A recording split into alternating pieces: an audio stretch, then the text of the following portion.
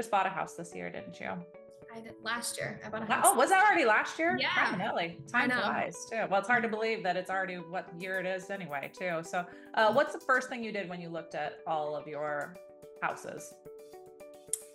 I mean, obviously I probably looked at like the specs, like number of bedrooms, number of bathrooms, but for a first time home buyer, like size wasn't super important to me. So like my house is like, I don't know, 950 square feet, maybe a little bit smaller, but I think it was the charm mostly and being in Cedar Falls. Yeah. And how do you see that charm when everything's online nowadays?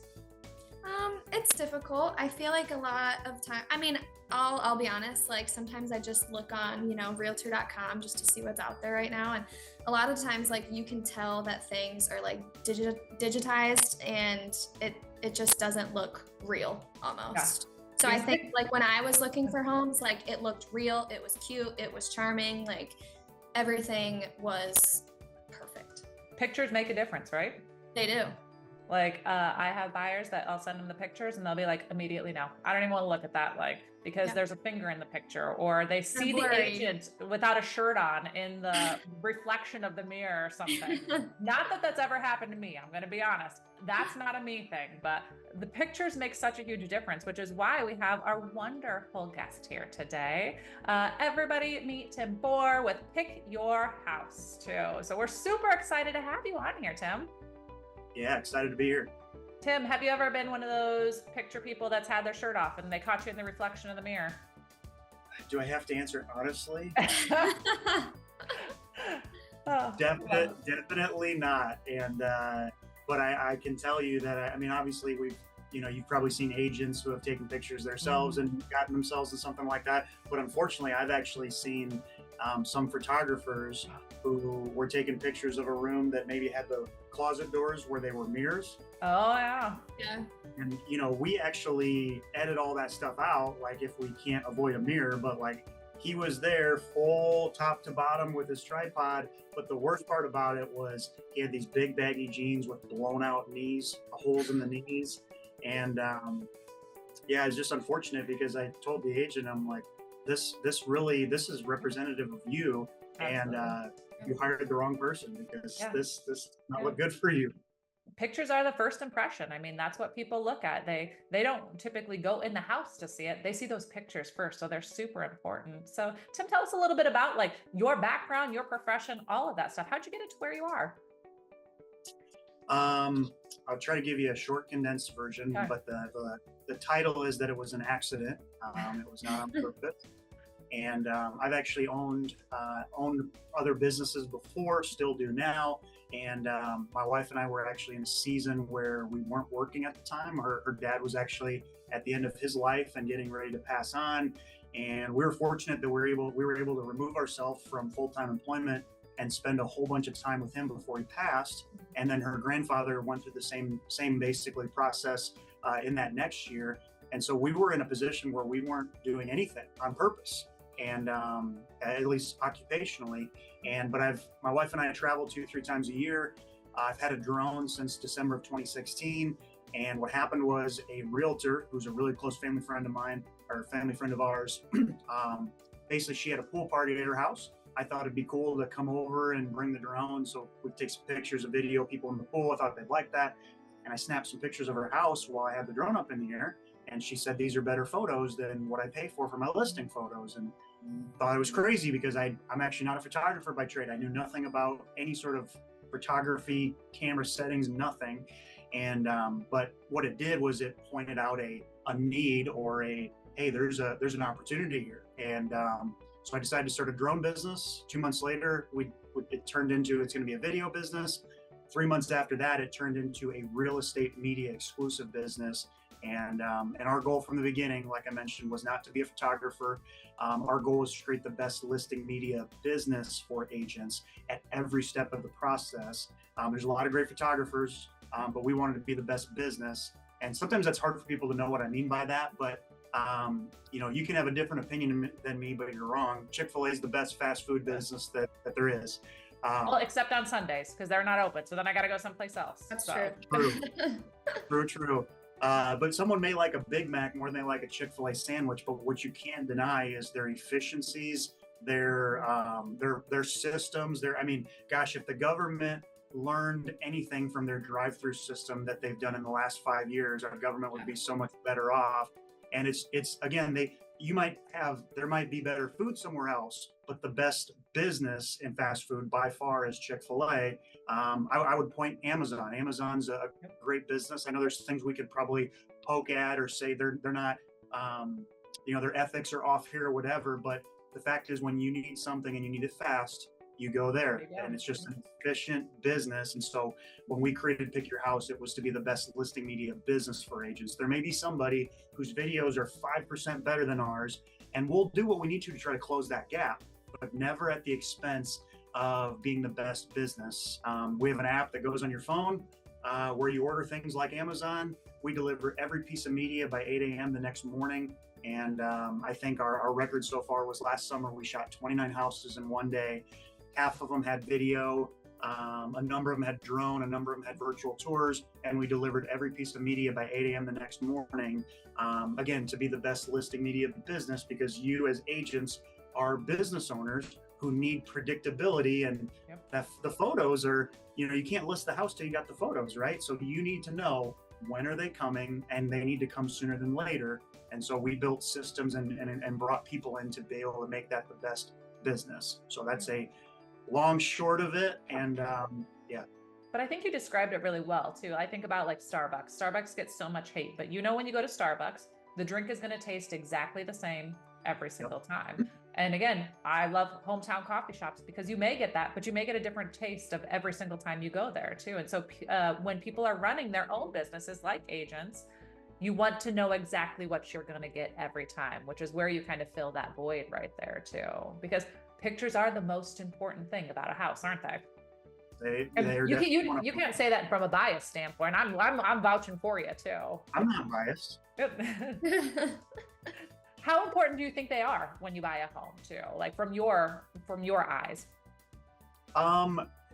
The short answer is very important, and I know of course the media guy is going to say that, right? But I've got to point out some things that our team have said, because I know. I asked our team, hey, what's the most important thing with professional photos when you're selling your house? And there was a lot of overlap between what people said, and the reality is we live in a digital age. We live in an age where we can identify everything we need to know from our phones and from our laptops in the comfort of our own homes. I think we were already there before COVID, like for the most part, but COVID accelerated it, because when we had COVID, we were in a world where you couldn't go to a store. You couldn't go try stuff. You had to see as much as you could from the comfort of your own home. And even though the COVID period is over, so to speak, when people get used to that sort of convenience, they will never go back. And I don't think they should have to. I mean, I look at it as a photography company, we've bought a lot of pieces of gear over the last 4 years since we've been in business.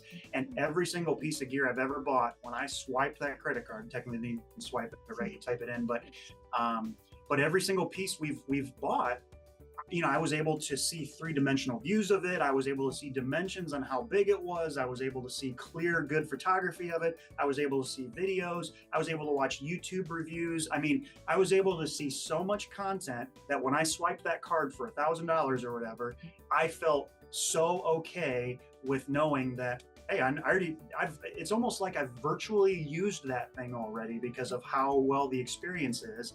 And the reality is in today's world, if you don't provide that for people, they're going to go elsewhere, right? Yep. And they're going to move on from your listing. And again, most of the things that my team said were pretty well the same. And I would actually say it's this way.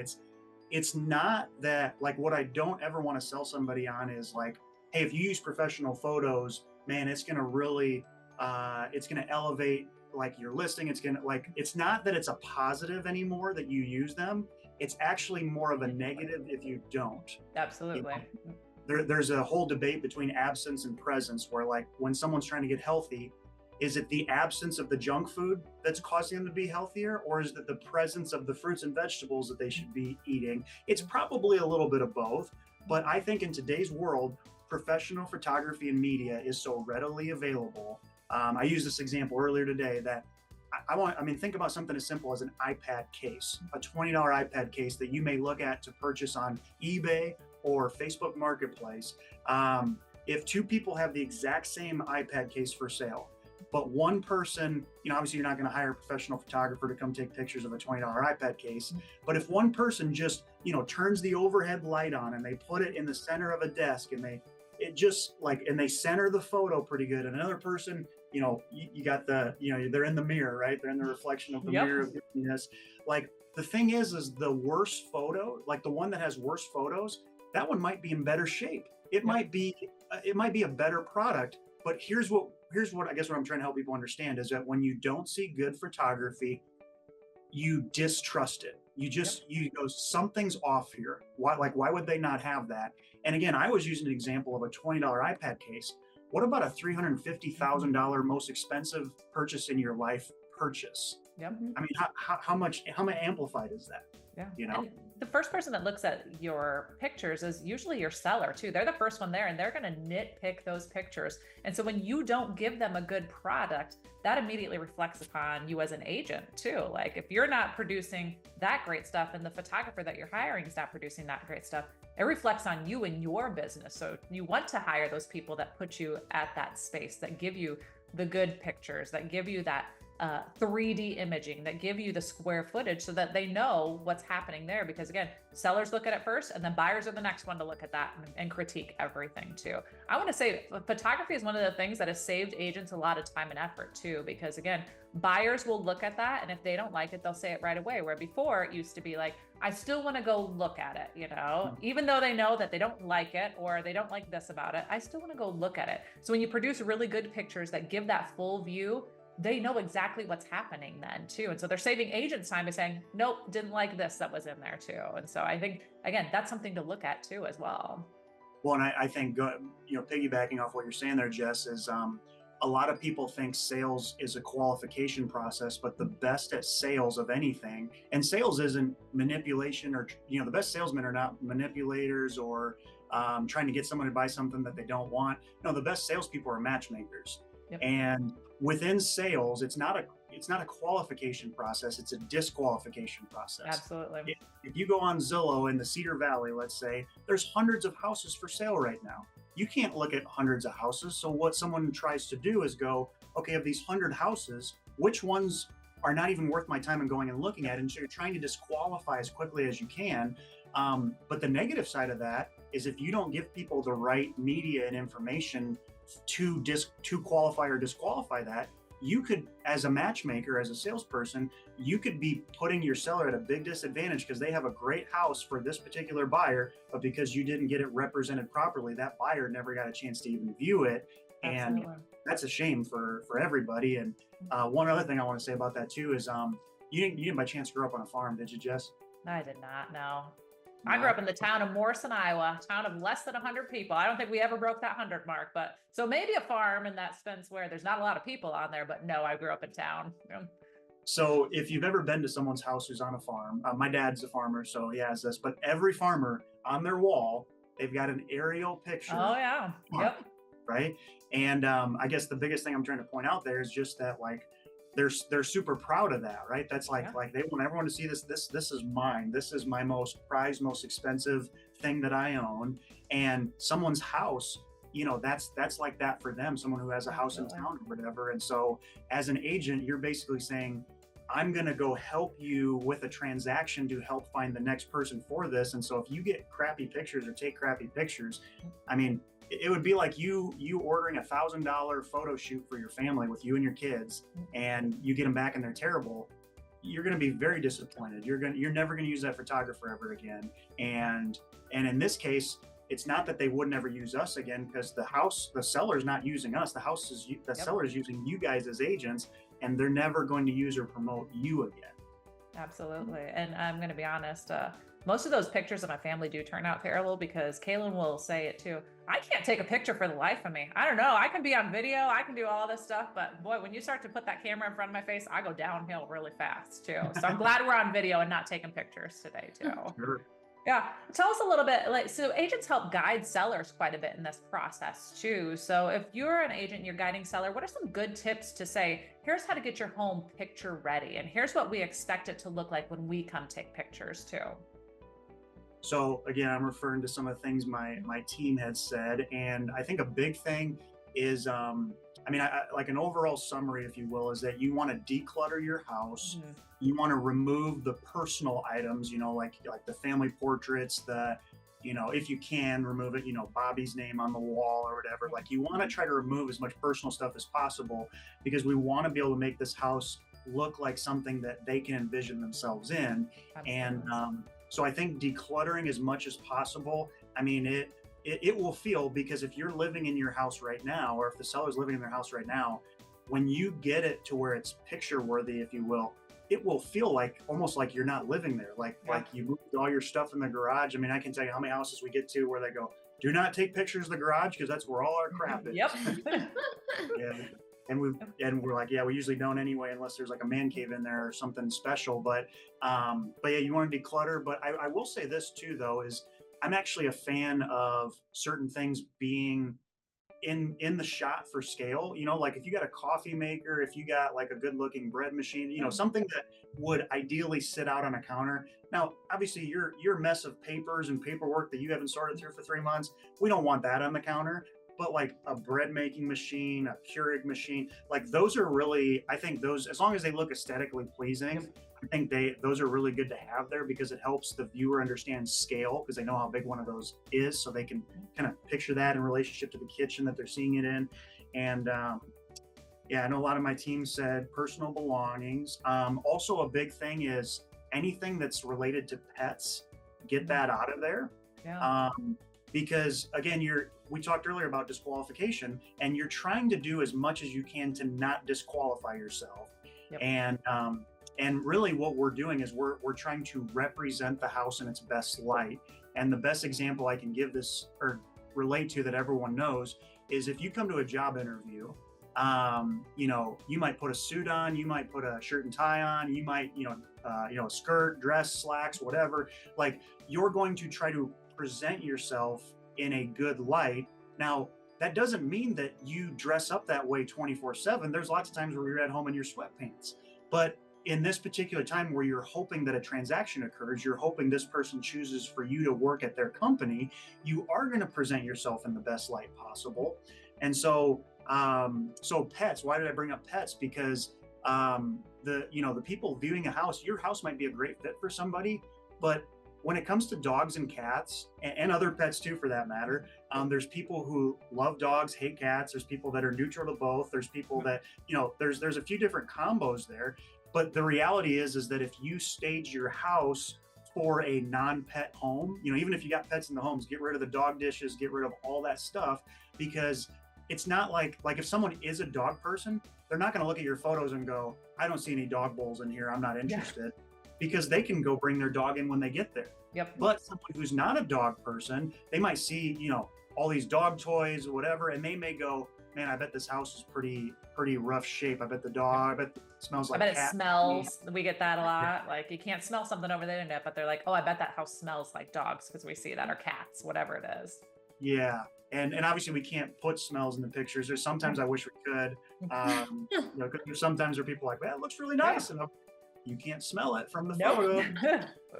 But the reality is most things like that can be remedied by a buyer, right? They can get a service cleaning company in there. Yep. They can rip the carpet out, put new carpet in. But the thing that you just don't want to do is you don't want to, as people are going through that disqualification process in their mind with pictures online, you don't want to potentially accidentally disqualify someone who would have been a good fit simply because you didn't go off of some of these pieces of advice. Absolutely. Let's see if there's anything else I want to point out there. Personal items, dogs, cats, we talked about that. I would definitely get advice too from your realtor on what you should or shouldn't have out. Most times a good realtor will walk you through what you should and should not have. We also have whenever you place an order with us as an agent, in the order confirmation email, there's actually a clickable PDF that actually, it's called Pick Up Your House. And it's like pick your house, pick up your house. I love it. I love that play on words. Shameless plug. But it's an entire checklist of things you should remove, things you should, declutter with, things you should leave alone. And, it's kind of nice because we'll get to homes where the homeowner is there and maybe the realtor's on an appointment. And, we've had a lot of homeowners say, we went through your whole list. Yep. And, and that's music to my ears. That's music to a real estate agent's ears. Because Jess, you and I have both been in houses where they clearly did not go through the list. Yep. You walk in and be like, oh, you didn't listen to a word I said. Okay, here we go. I'm going to pick up for you now. I'm going to make your bed for you. I can't tell you how many beds I've made. And I don't even make my own bed at home. But I'm like, if I know somebody's coming over, I'm going to make my bed, but I'll make other people's beds for them. Exactly. Yeah. If you could tell agents one thing, like what's something that they don't listen to that you just wish that they would know, or maybe they've never thought about it too? Man, how many hours is this podcast? How much time do we have? We can have a part two too if we need that. Yeah, this might be a 10-part series. We can charge for it. Some things that we wish agents knew. I guess here's number one is we've all heard this statement, no news is good news, right? So whenever we don't hear somebody, complaining or chirping or something like that, we assume all is well, right? Yeah. Mm-hmm. There's times where all is well, and there's times where they're just not giving you feedback. And here's the reality for agents is like, here's what's never going to happen. If you post bad photos online, you're going to have people that don't come check out your house who are probably a good fit for the house. Yeah. Here's what you're never going to have happen. You're never going to have someone looking through listings on Zillow, pick up the phone and go, hey, I just wanted to let you know, I saw your listing at 123 Main Street. It doesn't look like a house for me, but I just wanted to tell you how bad your photos were and how bad this is impacting your sale of this property. No one's ever going to do that. They're just going to move on to the next one. Mm-hmm. And I say that because, there's agents who maybe contemplate whether they need to or not, or maybe they have a price range on like, this and below, we don't need professional photos. And what I would push back with you on is, this house may be worth $100,000 and this one may be worth $500,000. But is the client for both, do they have different values? I would say you'd probably say not. Like each human carries their own value. Each transaction carries its own value. Well, yeah, but there's not as much commission made from this $100,000 house. Doesn't matter. But I forget. I think it was Tom Ferry who said that every listing is an asset. Yep. A buyer is a transaction, but a listing is an asset, because if you market that properly, the photos, the media that you do for that property is what people are going to see online. And so if somebody sees you with media, photos and videos and stuff, market a property properly, when they're thinking of selling, they're like, well, I know Jess always has great photos. If we list our house, we want to have those same caliber of photos. And so you're never going to get the negative feedback. But that doesn't mean that just because you're not getting negative feedback does not mean you're not experiencing negative consequences. Love it. And that you talked about that value of the seller, their word is going to be great. If you're doing a $30,000 property, you don't have professional photos, they're going to be mad about it. And they're going to tell, what's the rule? They tell 10 people. When you have negative feedback, you tell 10 people. When you have positive feedback, it doesn't go anywhere. And so again, you want to create that positive feedback and you want to act for them as a referral source so that they continue to talk that word of mouth about you, or they see it on there as well too. So again, I like to think buyers are a valuable asset too. We like to think of them as just a one-time transaction, but if you treat them well and do good things, and maybe you have somebody come after the fact and take a professional photo of the front of their house and send it to them, like they're going to remember that. Like, again, how do we make those little touches that make them that fantastic? Or buy them a family package. I know Tim doesn't do that, but buy them a family home package where somebody comes and takes pictures of them there too. There, Tim, your next shameful plug. There you go. You'll have like this little added benefit. You can just contract to somebody to come take pictures after the fact. That may be something we have to get some people trained on to be able to do that. That would be cool.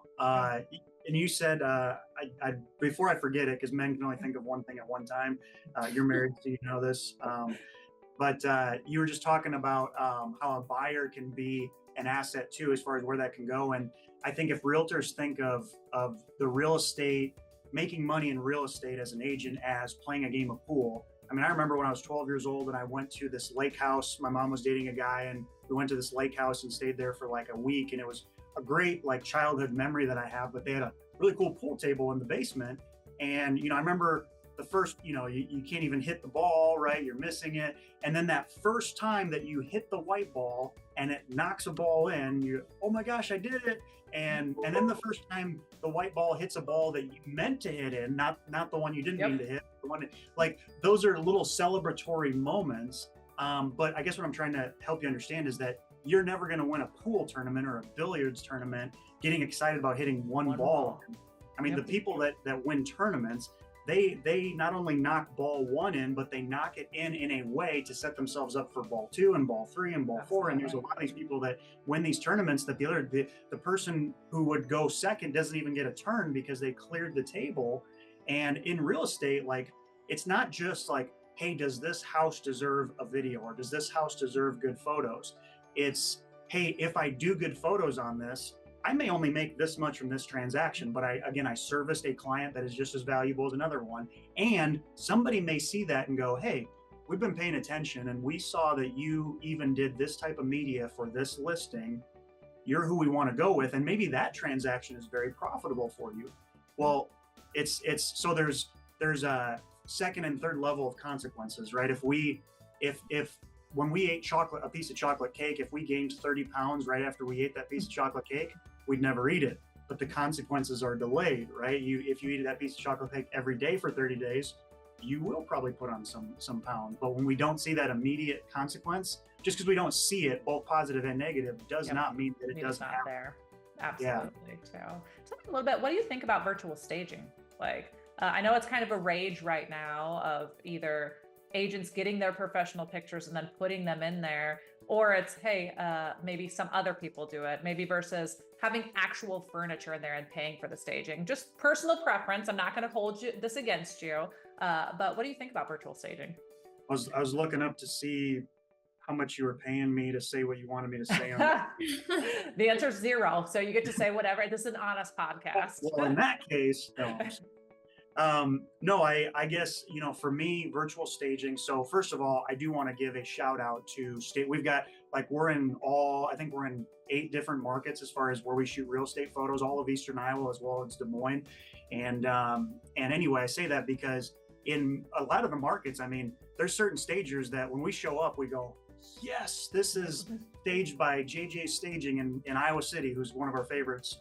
Like, we know by how good it looks. Okay. And so we love our stagers. Like, I never want to I will promote them rather than not promote them. But what I will say is when it comes to virtual staging, first of all, there's a wide range in quality. So you'll see virtual staging where it looks like a third grader was playing on Photoshop. Yep. And then we've worked with certain editors and honed in our process so that our virtual staging, I mean, I can't tell you the number of times I asked someone, hey, what'd you think of the virtual staging? And they say, that was virtual? Like, that was really good. And that's a good positive thing. And so I guess I think it's a really good tool in your tool belt. And the reason I say that is because, I know earlier I was talking about making sure you treat every client with, similar, service, if you will. Yeah. But, I'll push back on my own point that every listing has its own budget, right? And so you got a $500,000 house, you may do a video and drone and virtual tour and all that stuff. And on a $125,000 house, I realize that there's just not quite the budget there to do that. But so where I think virtual staging can come in very handy is where when you got your budget as an agent, you're trying to think of how much do I devote to marketing and how much do I devote to staging and all this type of stuff. There's times where instead of spending $1,000, $2,000 on staging, you might be able to spend $200 with us to virtually stage 5 or 6 different rooms. And then because of that, maybe you spend another $150, $200 on a good video. And here's why I would argue that point. Number one is the lower budget, but number two, if you have great staging, it's a very important part of the process. Again, I'm not demoting stagers, but there's not a whole lot of residual effect from it. Meaning if you stage home A really well, that doesn't automatically lead you to home 2 and home 3. But good photos, good videos, those can help you lead to home 2, home 3, home 4. And so if you're torn on, do I do more marketing with media or do I do staging? In that type of situation, you can actually take the staging out put a little bit in virtual staging. Like we had a guy in Dubuque that every single time he would order our largest package, it was like $700. And in our heads, we're thinking, oh man, is this a mansion? Is this I can't wait to see this house. And we'd get there and it's $175,000 2-bed, 2-bath, split level house. And we're like, all right, you know, because the check cashes, we'll gladly do whatever you want.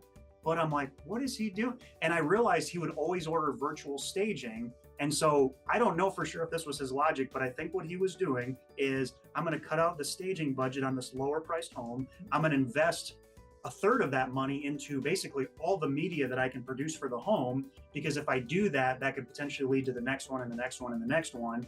And, you know, outside of situations like that, I mean, the reality is if you got rooms that don't have anything in them, or maybe you shot the house when it was furnished and now they've since moved out and the house is still on the market. It's just, I guess, long story short, Jess, is it's a tool in your tool belt. And like any tool, there's times where that tool is a lifesaver and there's times where it's not necessary. But there's no doubt that I think it's a positive thing, but it's like a hammer. It's a positive thing for putting a nail in the wall, not so much as a positive thing with a bad conversation. Yeah. I took that from 0 to 100 is what I did right there. So, and I think what the biggest point that you've made is hire the professionals to do it, because people can tell too. Like sometimes I'll look at pictures and I'm like, that looks terrible. Like, again, the couch is crooked. It doesn't even look like it's sitting on the floor because they didn't know how to put it in there. So hire the professionals to do the professional staging virtually so that it looks appropriate, I guess is what I would say too. Yeah. And one last thing is people, I'm sure you've said this or heard this a million times, people have a very hard time visualizing. Oh, absolutely. So if you got a vacant room, either stage it physically or stage it virtually so that they can visualize, themselves sitting on a couch in that living room facing that wall. And it's a very small price. I mean, I think we charge $35 per virtual staging photo. That is a very small price to pay to allow a right candidate for that house to visualize themselves, to be able to move further down that sales process for you to potentially have a successful transaction. Have you ever had somebody reach out and be like, hey, can I buy that furniture that was in the state? And you're like, oh gosh, that was virtual. Never had anybody ask to buy it. But I will say something that people, one thing that I think people hesitate with it is they think they might be misrepresenting, because they're like, I've heard that. And granted, if a room is 10 by 10 and you put a gigantic sectional couch in there and make it look like it's taking up half the room, that can be misrepresenting. But we actually gather room measurements when we do photos every time, and we pass them on to our virtual staging editors. So like our furniture sizes is very accurate. I've actually never seen a time where it wasn't very representative. But also I will say this, if you take photos of a house that has the homeowner's furniture in it, and then 2 weeks later they move out and you go take a look at the house and you walk in and you don't see any furniture, your first thought isn't, oh my gosh, they misrepresented it. The photos online have couches on here. You assume logically, oh, they probably moved out. Yep. Well, same thing, like it's like if they see virtually staged images online, which again, they don't know are virtual most times, at least with working with us, and then they go there and it's empty, they just assume they moved out, which that's what people do when they sell houses. They move out. Yep. Surprise. We hope they move out anyway by the time they make it to closing day. I can't tell you how many times they've come to the closing table and be like, oh, the seller's still moving their stuff out. They didn't know they had to be out today. I'm like, how did they not know that? Like, this is closing day. But I guess other states are different. Sometimes people come from other states or just don't know as well too. So, right. You probably look at other people's pictures online, whether they're professional or they are done by some Bob Smith. What are some of like the pet peeves that you see? Like I have pet peeves as an agent. One of my pet peeves is when people leave toilet seats up. I don't know why that bothers me, but it bothers me so much when I see that they left the toilet seat up. What are some of your pet peeves that you see? Yeah, that's an interesting one, because it's like, it doesn't, like, whenever every great once in a while we'll have usually a new photographer that leaves it up, and the thing I always explain to him is I'm like, aesthetically, it doesn't look, I mean, it's a toilet. It doesn't look like, it already doesn't look great. Yeah. So it's not like it looks 10 times worse with the seat up, but it's just one of those things that, like, in every industry, there's newbie indicators, right? And in real estate photography, if you leave a toilet seat up, even if you've been shooting for 10 years and you just happen to forget it like one time, people assume you're a newbie and they might want to go somewhere else. So I'm glad you mentioned the toilet seats. And this is, obviously like not having things prepared properly. You mentioned we both talked about getting to a house and it's not photo ready yet. So clutter and stuff, but this is one that I really want to make sure that I hammer this one, because let's hear it. And this might be controversial, because I will tell you, in my world, in the real estate media world, there's people who are photographer people. I would call them artistic. And then there's people like, I'm much more of a business person. Like, I've figured out how to do the artistic stuff enough to make the business work, but I'm a business person through and through. And so like, there's times where I get asked, like, can you take some photos of our family? And I'm like, I don't even know the first thing how I would even go about that, because I figured out how to do photography well enough to do houses, and that's really it. I don't know much else outside of that. But what I'm about to say, it might ruffle some feathers, because there's artistic people who actually violate this rule. I'll call it. And can I guess? And they, what's that? Can I guess? Yes. The wide angle lens. No. Oh, okay. You need a wide enough lens to be able to see the room, but you don't want it to be too wide that it makes an 8x8 room look like a 20x20 room, right? 16 millimeters is pretty much the kind of the standard for it. But here's what it is. Behind me right now, you see some vertical lines, right? And if you've seen me reach for my camera a couple of times, it's because my camera moved. And when my camera moved, these vertical lines were no longer very vertical. Oh, I didn't even notice. So that's why some people might say, "Oh, I thought the pictures were good," because what some people do is they'll go in a room and they'll shoot down looking like this. When we shoot, we have a tripod that every shot we take outside of like an artistic, maybe like looking over a stair railing to like an open living room, or something like that, which is a rarity. And I will say in art, they always say you got to learn all the rules, but then all the best artists know when to break the rules, right? Yep. So there are times, but I will say the number one thing that if your real estate photographer or photography company is not doing this, I really think there it goes. It moved. I knew we were talking about it. Verticals. The number one thing is straight verticals, and here's why. Because in rooms, like for example, this straight line you see right here, that might be a corner in a room. It might be the edge of a wall. There's in every shot, there are straight vertical lines. When I take a front of a house shot, there's straight vertical lines on the sides of the house. The door, right? You don't ever see a door like this, right? It's always straight up and down. Now again, I know there might be photographers that go, well, Tim, you don't know the art side of things. Well, here's the problem: is it's not an art thing, it's a business thing. Because when you have one photo where it's crooked, when you're looking down or something like that, that photo by itself might look okay. But here's the thing: is everywhere these photos are viewed, Zillow, MLS, a website, anywhere, they're put into a grid, right? Yep. You see a Facebook post, Barbara posts 46 photos from her granddaughter's birthday party. Dang it. What do you see? You see the first 5 photos in a grid where there's boxes around them. And so here's the problem: when you have those boxes around them, well, like a line that's straight versus a line that's slightly not straight, if it's by itself, you don't really notice it. But when you have a straight line from a grid view of a photo, and then the wall is like this next to it, it's very identifying. And the thing is as people are scrolling, they make quick judgment decisions on whether to actually go look at all that media. And so again, you might think I'm wacko crazy that like, you're seriously going to go on a soapbox about vertical lines? Absolutely, because the goal is these photos is to help you find the next buyer for this house. And all these photos are put into a grid somewhere. And so if you don't have straight vertical lines, it becomes very apparent. Not when it's one photo at a time, but when they're all put into a grid, which again, everywhere they look at them, they're in a grid. So vertical lines have to be straight, in my opinion. It's literally one of those things that, I'll fight someone on it. Now I feel like I'm going to start looking for them. When I know, that's pictures, like on Facebook. Facebook. Red flag Tim's created for us. I'm going to start looking at everything that's in a grid, be like, well, nope, Tim didn't do this one. Tim's team didn't do this one. So I love it. One last question, Tim, too.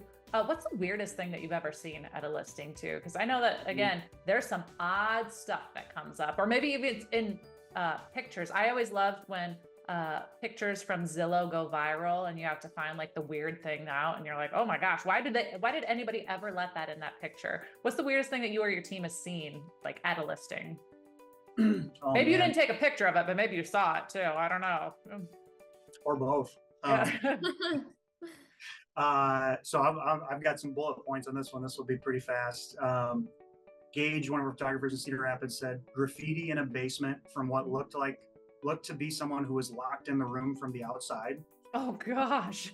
Okay. Yeah, that's interesting. That's very specific. Yeah. Yep. Let's see here.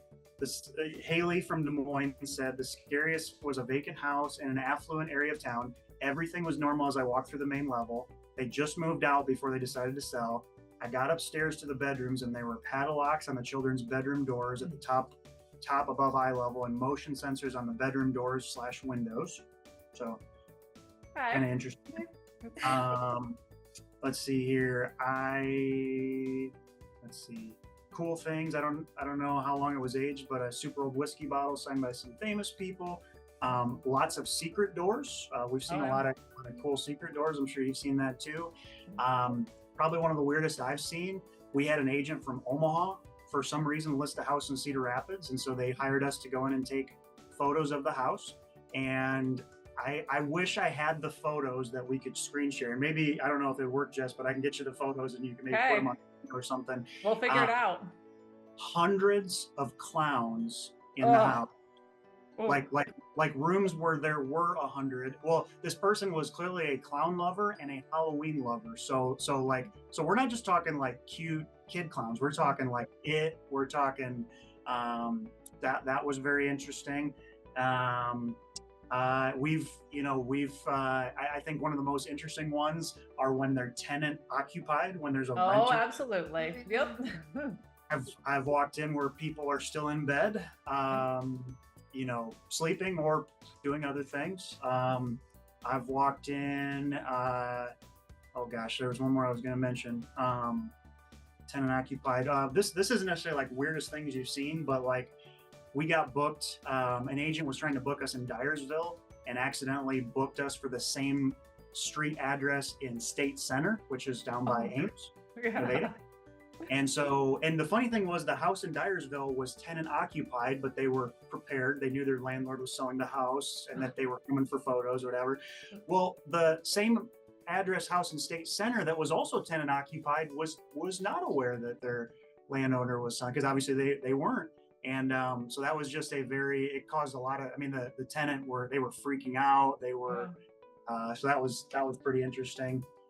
I feel like that's a lot of the main ones, outside of just like horrible design choices or paint colors or, I think that's one interesting thing seeing houses is like I know that there's a bunch of things we do with houses today that 20 years from now, we're going to look back and go, what were we thinking? Like, because every decade has that, but like seeing every decade's version of that, whether it's the 90s orange wood houses or, like the fact that we used to use wallpaper, 20, 30 years ago, the way that it's still shown, or, and then you go in these houses that are, 70, 100 years old that have this beautiful woodwork on or beautiful wood floors. And to know that for probably 20, 30 years, it was covered up with shag carpet and, oh man, such a shame. Because I love, some of my favorite houses are the, West 4th Street, Waterloo. Oh, absolutely.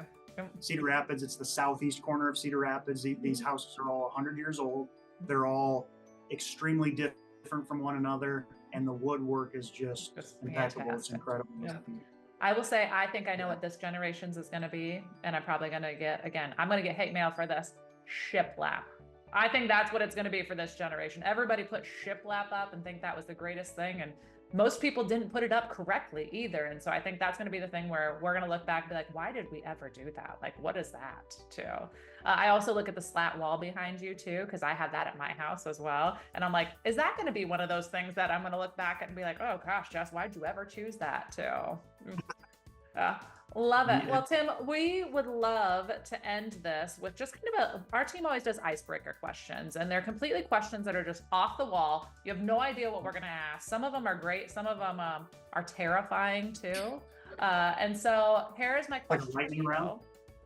It's like a lightning round? My question to you is, what would be your DJ name? If you were going to be a DJ, what would be your DJ name? Maybe you are a DJ. I don't know. Maybe you're a DJ part-time. I'm not sure. No, but I feel like that's one of those things like on Facebook where, you know, they tell you how to come up with it. Oh, like yeah. The street name of your first house mixed with this is your such and such name. And so I don't know if I have a good DJ name. Like I'd have to refer to like an automated system like that. I'm sure if I had my team with me, they'd have some ideas, or my wife, but I don't know, DJ. I know. That's a tough one. DJ TB for initials, but that doesn't work. Doesn't have that ring to it. Something with a picture, I feel like, and picture has to be spelled with a K instead of a C or something like that. Yeah, that could be. Okay, you'll have to get back with us on that too. Maybe pick your DJ. Oh, there you go. Oh, there you go. Yeah. I like it. I love With that. no K. There you go. Here's your little side gig now that we got going for you. You got a couple of them. We've given you a couple ideas to run with today too. Tim, if there's just one thing you just want to tell everybody before we kind of end this session too, what would that be? Ooh, I guess I would say this is that, you know, real estate is an industry. I call real estate a win or lose industry. Most people are used to traditional employment where, hey, here's your list of tasks. Here's your salary that we will pay you to make sure these tasks are taken care of. And as long as you show up on time and do those, check the boxes, kind of like school, to be honest with you. You're likely to stay there, but your advancement is likely minimal in what you can advance. But real estate is an industry where you can be very successful. You can make a lot of money. You can also starve because it's completely performance driven. And also, you know, I think the stat is all the agents we have right now, 5 years from now, 85% of those agents won't be agents anymore. And so I call it a win-lose industry. And a lot of people don't like that. A lot of people, you know, they want to know security. They want to know they use statistics, right? The reality is in win-lose industries, the statistics do not, what movie is that where he can't say statistics? Is that Office Space or something? No, I know what you're talking about, but I can't remember what it is either. Statistic, Fun with Dick and Jane. That is exactly what it was. Yeah.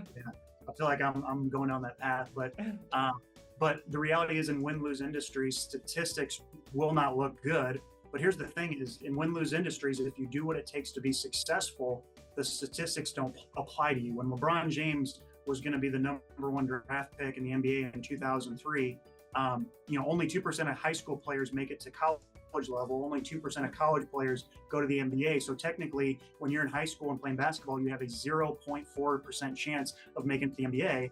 But someone like LeBron James, who had a different level of skill and all that stuff, he did not have a 0.4 chance of making it to the NBA. He had a 100% chance. And so I heard someone a long time ago say statistics are for losers. And it's a brash, hard statement that most people don't like to hear. But the only reason you look at statistics is to look at your chance of losing.